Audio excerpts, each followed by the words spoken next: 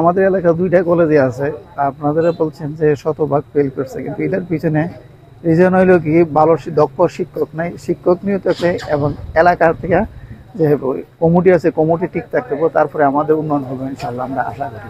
আগের থেকে তো শিক্ষার মান অনেকটা কম, আর বিশেষ করে আপনার এই রাজনীতির বিষয় নিয়ে মানুষের লেখাপড়াটা খুবই দুর্বল। আমাদের এই স্কুল কলেজটা খুবই একটা দুর্বল দেখা যাইতেছে।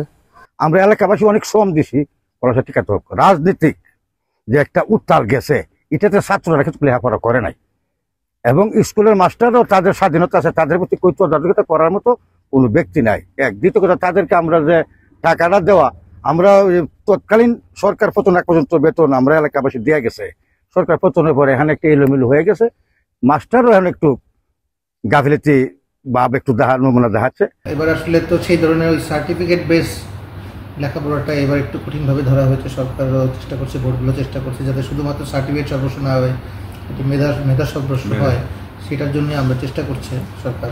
এবং তারই আলোকে এবার প্রশ্নপত্র এবং পাশের হারও কিন্তু অনেকটা কমে আসছে।